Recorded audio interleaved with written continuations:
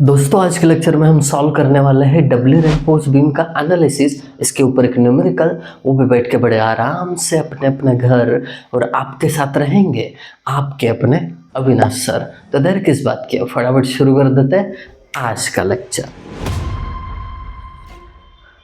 हमेशा की तरह जब आज भी मैं आपसे कहूँगा कि आपको एज ए सिविल इंजीनियर सोचना है, तो एज ए सिविल इंजीनियर पहली चीज़ तो आपके ये दिमाग में आनी चाहिए कि सर सिंगली रेनफोर्समेंट अगर अवेलेबल है तो आप डबली रेनफोर्स बीम के लिए क्यों जाओगे। सवाल बिल्कुल वैलिड है, सेंस बनता है उस सवाल का। देखिए कभी कभी क्या होता है, ये सिंगली रेनफोर्स बीम डिज़ाइन के अनुसार डेप्थ है बीम की, स्ट्रक्चरली कभी कभी पॉसिबल नहीं होता है कि आप पूरा डेप्थ प्रोवाइड कर पाओ या पूरा विड्थ प्रोवाइड कर पाओ, तो तब कॉम्प्रोमाइज़ होता है इसके डायमेंशंस में, है ना। मानो कि डेप्थ इतना प्रोवाइड नहीं कर पा रहे तो आपने इतना ही प्रोवाइड करना है, इसको कोई ऑप्शन नहीं है, ठीक है, इतना ही डेप्थ प्रोवाइड करना है। तो उस केस में डेप्थ अगर कम हो गया तो उसका जो बेंडिंग स्ट्रेंथ है ऑब्वियसली कम होगा। वही कॉम्पेंसेट करने के लिए यहाँ पे जो रेनफोर्समेंट होते हैं उनके एडिशन में इसके बदले कुछ रेनफोर्समेंट ऊपर की तरफ यानी कॉम्प्रेशन जोन में प्रोवाइड किए जाते हैं। दैट्स इट, इतना लॉजिकल आंसर इसका है। यही पे सीमित रखते हैं, मेन कंटेंट की ओर बढ़ जाते हैं, ठीक है। देखिए सिचुएशन क्या है कि आपके पास एक बीम है जिसका विड्थ 230 mm है, इफेक्टिव डेप्थ बोला है 450 mm है। फिर उसके बाद ना AST ASC मैंने लिखा है, न्यूमेरिकल में लिखा है कि आपके पास 3 रेनफोर्समेंट बार है जिसका डायमीटर 25 mm है और वो प्रोवाइड किए टेंशन साइड, ठीक है। तो उसके अकॉर्डिंग मैंने area of steel in tension निकाला 1472.62, दैट्स इट, और कुछ नहीं। सिमिलरली कहा उन्होंने कि 2 बार 20 mm के कॉम्प्रेशन साइड है, तो उनका एरिया मतलब compression area of steel is equal to 2 into π/4 into 20 का स्क्वायर 628.32। जितना ज़्यादा प्रैक्टिस होगा ये डायरेक्टली करना शुरू कर दोगे आप लोग। उसके बाद इनके ना कवर दिए हैं, कवर मतलब मैं आपको समझाता हूँ। पहला है DC, DC मतलब effective cover of compressive steel, ये है DC, ठीक है। और यहाँ पे D' 40 mm effective cover of tensile reinforcement, D' वो दिया है 40 mm। कॉन्सेप्ट समझिए क्योंकि अलग अलग बुक्स में अलग अलग नोटेशन है, नोटेशन पे कंफ्यूज नहीं होना है। यहाँ पे मैंने टेंसाइल स्टील को D' कवर माना है और कॉम्प्रेशन के लिए DC, तो इसमें कंफ्यूज नहीं होना है आपको, गॉट इट। आगे बढ़ते हैं। M25 ग्रेड का कंक्रीट इसमें यूज़ किया गया है, जिसके चलते IS कोड का टेबल नंबर 2122 से वैल्यू आ जाता है सिग्मा CBC के लिए 8.5 न्यूटन पर mm²। उसके बाद Fe415 ग्रेड का स्टील है, इसके कारण सिग्मा ST बनता है 230 न्यूटन पर mm², गॉट इट। उसके बाद हमें क्या फाइंड आउट करना है, तो moment of resistance is equal to question mark और सेफ UDL। अब यहाँ पे safe UDL including self weight या खाली सेफ UDL, 2 प्रकार के लोड होते हैं। जब निकालेंगे उस टाइम पे उसकी बात करेंगे। सबसे पहले तो हमारा मोटिव है कि मोमेंट ऑफ रेजिस्टेंस पहले निकाला जाए, तो इसके लिए आप बखूबी स्टेप नंबर 1 जानते हो, आपको XC निकालना पड़ता है। XC का मतलब क्या है, critical depth of neutral axis. ज़्यादा इंक वेस्ट नहीं करता हूँ, डायरेक्टली XC लिखता हूँ, आप लोग को लिखना है तो पूरा सेंटेंस लिख सकते हो। अब XC is equal to M sigma CBC upon M sigma CBC plus sigma ST into D, ऐसा होता है। बट M पहले निकालना पड़ेगा हमें। M is equal to 280 upon 3 sigma CBC, ये फॉर्मूला है उसका। सिग्मा CBC का वैल्यू 8.5 है, तो ये गिवन में ही निकाल के रखता हूँ। आप लोग ने यहाँ पे कैलकुलेशन किया तो कोई बुरा नहीं मानेगा, आपका अधिकार है वो। और आजकल अधिकार की बात जब आती है तो आप लोग से ज़्यादा सजग कोई नहीं है। ठीक है, 10.98 यहाँ पे कितना आया m 10.98, दैट्स इट। अभी इसमें क्या करेंगे, वैल्यूज पुट करेंगे। तो देखिए कुछ इस प्रकार वैल्यू पुट किए जाते हैं। m की जगह 10.98, सिग्मा CBC की वैल्यू 8.5, तो वही रिपीट करिए नीचे 8.5। सिग्मा ST का वैल्यू 230 है, दैट्स इट।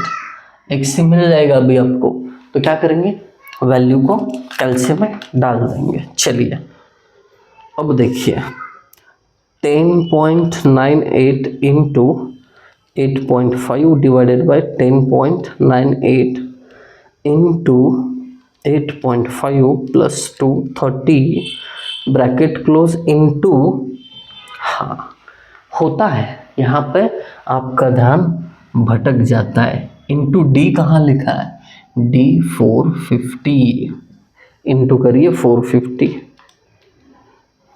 129.89 XC का वैल्यू मिल गया। हो गई यहाँ पे हमारे स्टेप 1 कंप्लीट। अब स्टेप नंबर 2 पे चलते हैं। स्टेप नंबर 2 में एक्चुअल डेप्थ निकालनी है। स्टेप 2 यानी XA, एक्चुअली इसको बॉक्स में रखता हूँ ताकि थोड़ा हाईलाइटेड दिखे, कंपेयर करने में इजी हो जाएगा। XA ये तो सिंगली रेनफोर्स बीम में भी यही स्टेप करते थे, तो ज़्यादा दिमाग लगाने की ज़रूरत नहीं पड़ेगी। XA का फॉर्मूला देखिए ज़रा, B इंटू XA का स्क्वायर डिवाइडेड बाई 2 प्लस इसमें एक एक्स्ट्रा ये स्टेप है 1.5 minus 1 into ASC into D minus नहीं XA माइनस DC, ठीक है, is equal to MAST D minus XA।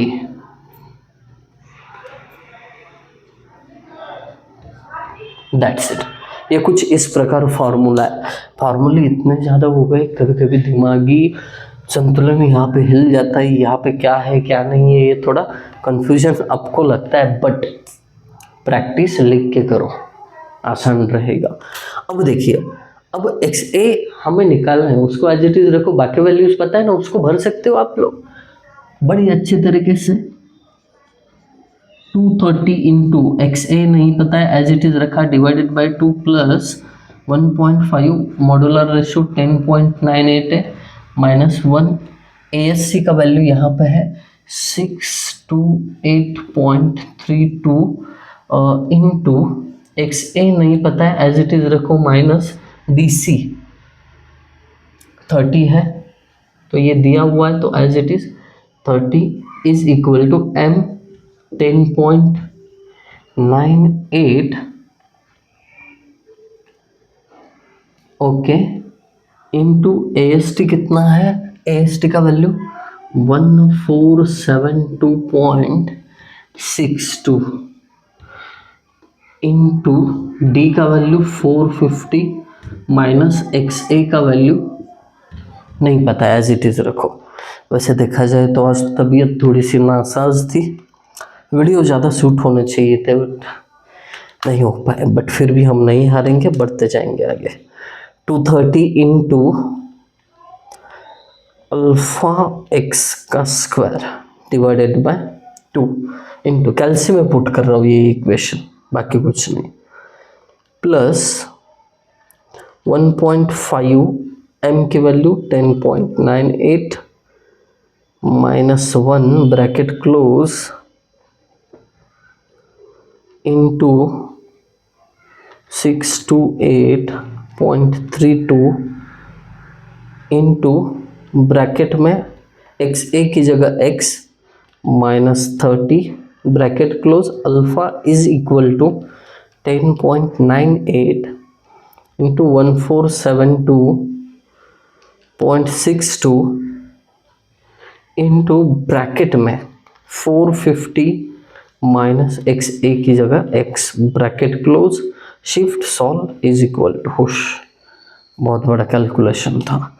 X ए का वैल्यू मिल जाएगा हमें यहाँ पे, therefore X A is equal to 167.57 mm।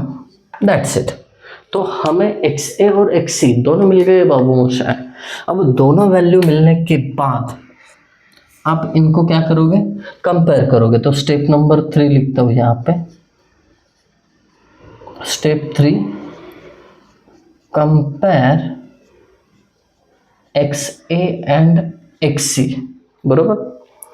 अब एक्स ए और एक्स सी से कंपैरिजन किया जाए तो एक्स ए मुझे क्या दिख रहा है, बड़ा दिख रहा है ऑब्वियसली, 167 129 से बड़ा ही है। इसका मतलब सेक्शन कौन सा हुआ, over reinforced, over reinforced.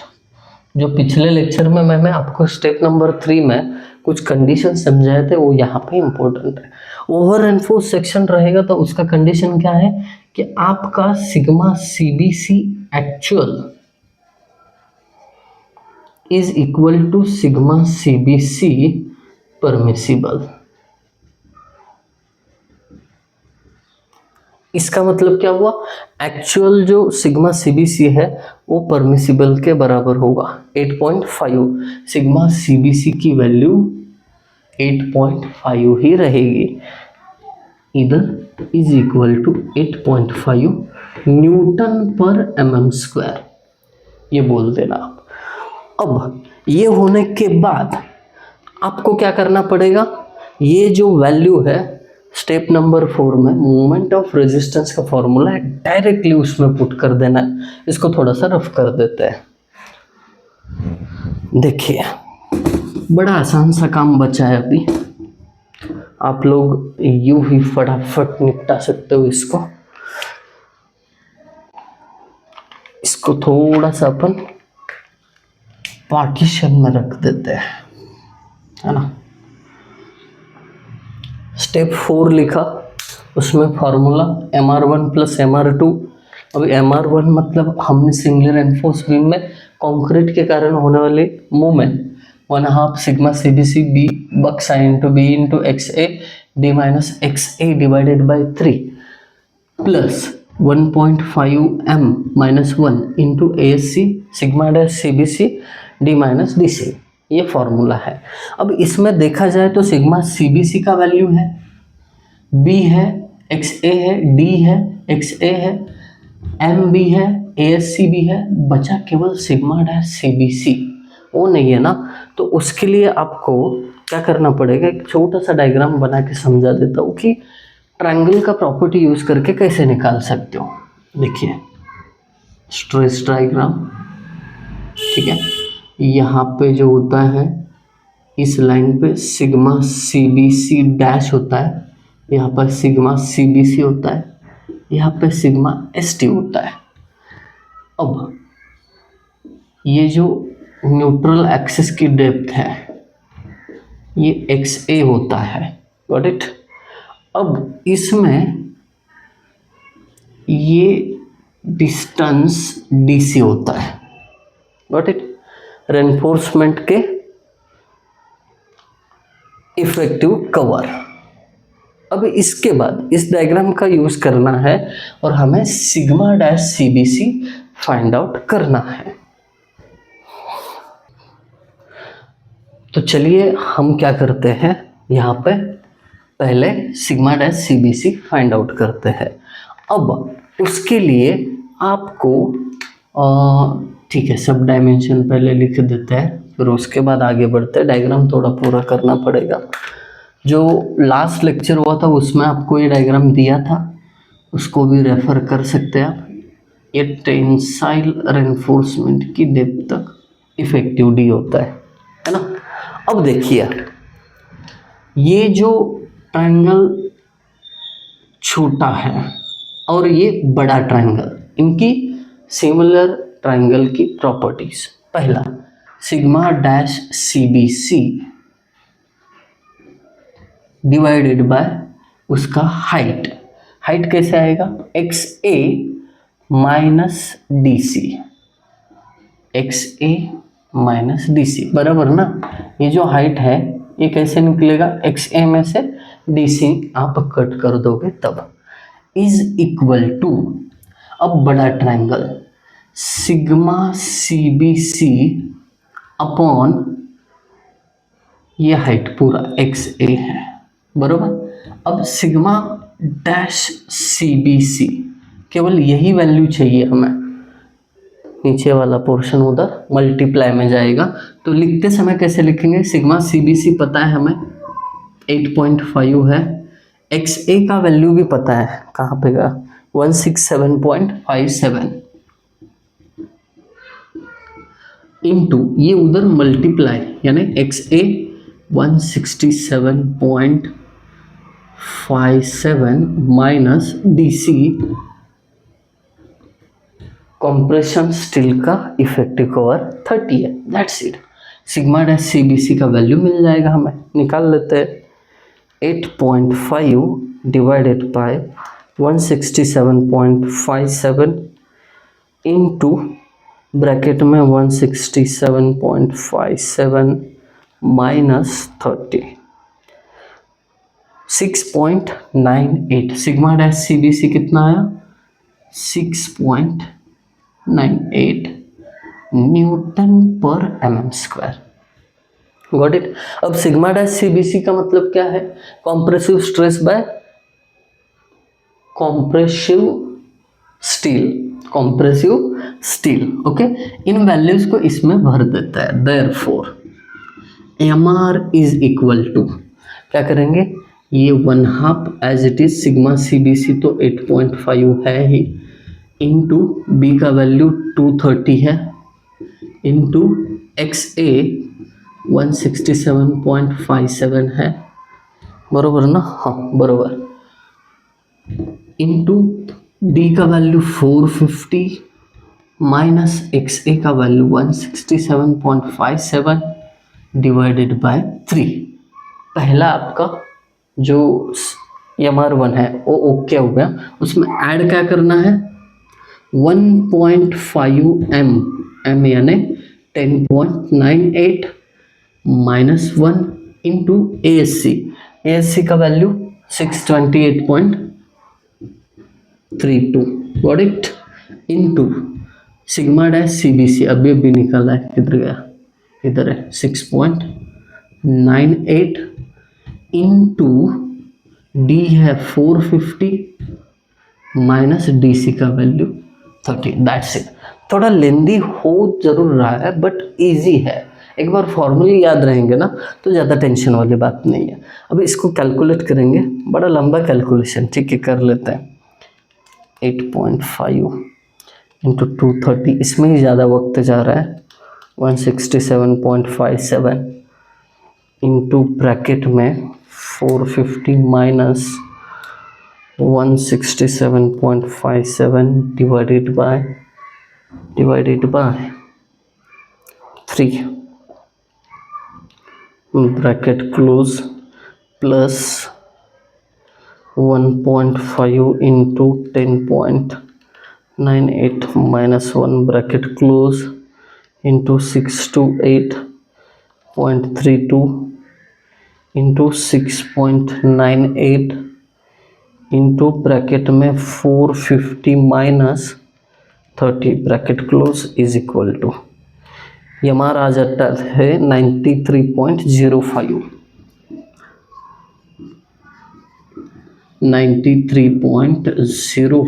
Into 10⁶ newton mm, that's it. ये आ गया। अब ये हमारा जो पहला रिक्वायर्ड वैल्यू है वो हो गया मेरे दोस्त, हो गया ना। अब दूसरा सेफ यूडीएल निकालना है आपको। देखिए पहले तो हम क्या करेंगे, MR, अरे हाँ इसमें ना वैल्यू भी दिया रहेगा एंड में लेंथ का, वो लिखा नहीं हमने, 4.75 मीटर, ठीक है लेंथ दी है। और कंडीशन ऐसा है कि ये जो दिया हुआ बीम सिंपली सपोर्टेड है, तो सिंपली सपोर्टेड बीम पे अगर यूडीएल हो तो उसका बेंडिंग मोमेंट कैसे निकलता है, WL²/8, दैट्स इट। अब क्या करेंगे, बेंडिंग मोमेंट की जगह यमआर रखेंगे 93.05 into 10⁶ is equal to W find out करना है, लेंथ 4.75 मीटर है ना, इसको mm में 10⁻³ जोड़कर किया जाता है। तो ये ब्रैकेट में रखो, इसका square divided by 8, therefore W is equal to, अब W कैसे निकलेगा, ये वैल्यू जो है कैल्शियम में पुट करेंगे तब 93.05 into 10⁶ alpha is equal to W की जगह x पुट कर दो, x इंटू, अब ब्रैकेट लेना 4.75 इंटू 10⁻³ ब्रैकेट कंप्लीट, और फिर उसका square divided by 8, shift solve is equal to W का वैल्यू आ जाता है 32.99 यानी 43 न्यूटन पर mm। Got it. इसको आप ऐसे भी लिख सकते हो 33 किलो न्यूटन पर मीटर, दोनों इक्विवेलेंट है। Got it. तो इस प्रकार हमने W निकाला inclusive of its self weight. अगर सेल्फ वेट नहीं दिया रहता तो आपको क्या करना पड़ता, इसमें से सेल्फ वेट माइनस करना पड़ता। Got it. तो कुछ इस प्रकार आंसर आ गया। आई होप आप सभी को न्यूमेरिकल समझ में आया होगा। तो अपनी कमेंट में राय बता के जाना। Thank you guys for watching video. Thank you so much.